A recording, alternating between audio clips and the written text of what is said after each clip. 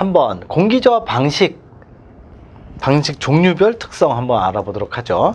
먼저 공기조화의 조닝입니다. 조닝이라는 거, 이게 뭐 급수 방식에도 조닝이 있듯이 공기조화도 조닝이 있습니다. 공조설비, 줄여서 이렇게 공기조화 네 글자를 두 글자로 공조로 이렇게 줄이죠. 공조설비에서 건축물의 사용 목적 또는 요구 조건에 따라서 건물을 몇 개의 구역으로 나눈다. 그래서 이게 존으로 나눈다는 거예요. 존으로 나눠서 하는 게 바로 조닝이죠. 설비하는 것을 조닝이라고 하며, 조닝으로 인해서 초기 설비비는 오히려 올라갑니다. 그렇지만 유지 차원에서 에너지가 절약이 된다. 한마디로 유지관리비, 전기세가 절약이 된다. 자, 공기조화 방식의 분류갑니다. 열매에 따른 종류, 열매가 이게 fruit이 아니고요. 열 전달 매체죠. 열 전달을 어떤 매체를 통해서 하느냐, 공기를 통해서 하느냐, 아니면 물을 통해서 하느냐, 둘 다 하느냐, 그걸로 갈라지게 되는 거죠. 그래서 열매 종류에 따른 분류에서 종류가 있고 특징이 있습니다. 여기 종류에서 주로 시험에 많이 나오는 게 전공기 방식입니다. 전공기 방식, 단일 덕트, 정풍량, 병풍량, 이중 덕트, 멀티존 유닛, 네 가지밖에 없습니다. 그래서 얘네들은 다 전공기 방식. 그리고 전수 방식은 펜콜 유닛. 펜콜 유닛은 여기 펜콜 유닛이 수공기와 전수 방식 양다리 걸치고 있기 때문에 얘네들은 시험에 나올 리가 없고요. 그리고 복사 냉난방 방식은 전수 방식, 이렇게 보시면 되고, 자, 그렇다면 이게 전공기 방식의 특성 또는 전수 방식의 특성, 수공기 방식은 별로 시험에 안 나와요. 이 색깔로 제가 구분을 해놨죠. 이렇게 빨간색으로 되어 있는 거는 시험에 많이 나오는 거고, 그냥 까만색으로 되어 있는 거는 별로 시험에 안 나오고. 자, 먼저 전공기 방식 갑니다. 실내에 전공기, 전체 공기만 사용해서 공기조화를 한다. 전체 물만 사용해서 우리 공기조화를 한다. 공기조화라는 건 냉난방을 얘기합니다. 냉방, 난방. 그거를 물을 사용하느냐, 공기를 사용하느냐.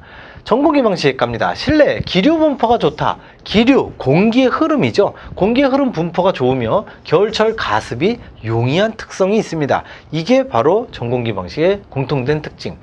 펜콜 유닛과 같은 기구의 노출이 없어서 실내 유효 면적이 오히려 증가한다. 펜콜 유닛은 여기 있죠. 수공기나 전수 방식에 있기 때문에 얘네들은 기구의 노출이 있는데 전공기 방식은 다 감춰져 있어서 없습니다. 대신에 덕트가 크기 때문에 설치 공간이 그 반대로 커지는 거죠. 바깥의 공간은 넓지만 안쪽 공간을 많이 차지하게 되는 거죠. 그리고 송풍 동력이 크기 때문에 반송 동력이 커진다. 공기를 집어넣고 빨아들이는 그 전기세가 많이 나오게 된다. 그거를 반송 동력이 커진다라고 하는 거. 송풍량이 많아서 실내 공기 오염이 굉장히 적습니다. 많이 집어넣고 많이 빼고 하니까.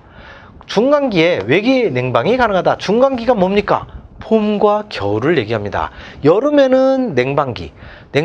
그리고 겨울철에는 난방. 그러면 봄, 가을에는 아무것도 안 하죠. 그냥 송풍만 하게 됩니다. 팬만 돌리게 되죠.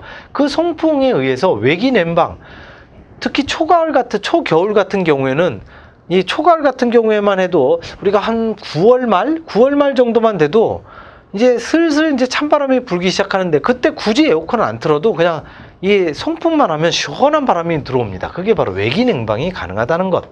전공기 방식의 특징이었습니다. 전수 방식으로 갑니다.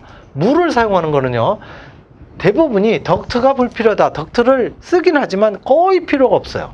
열의 운송 동력이 공기에 비해서 적게 소요됩니다. 그래서 항상 전공기 방식만 반송 동력이 크다. 이렇게 보시면 되고, 누수의 우려가 있죠. 왜냐하면 물을 사용하니까 물이 누출될 우려가 있다. 또 개별 제어가 굉장히 용이한 특징.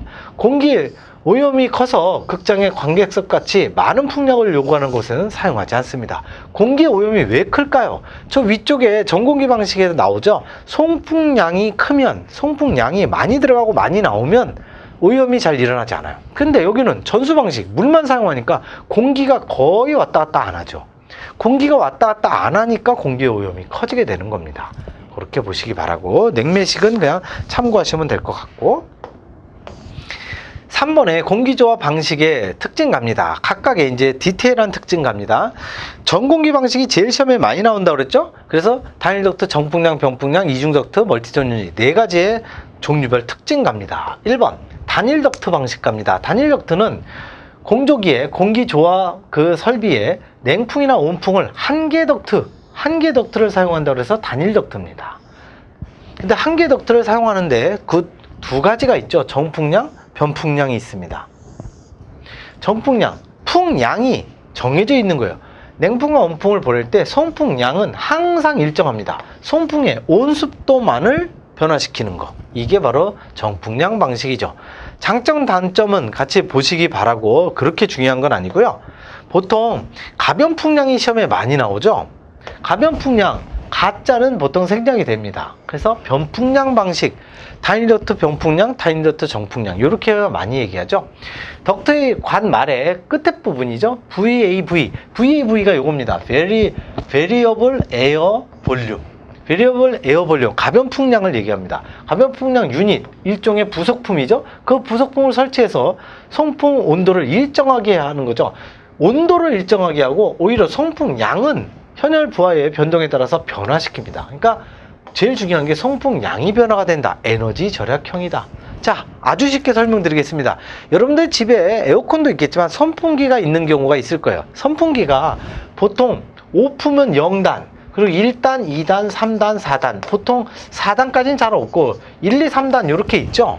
그래서 제일 약한 거, 중간 거, 센 거, 그리고 끄는 거 0, 1, 2, 3 이렇게 있는 게 가변풍량이에요. 그렇다면 설명은 안 드렸지만 정풍량은요, 0 아니면 1이에요. 0 아니면 3, 0, 3밖에 없어요. 0, 끄고 센 거. 그러면 중간은, 약풍은 없습니다.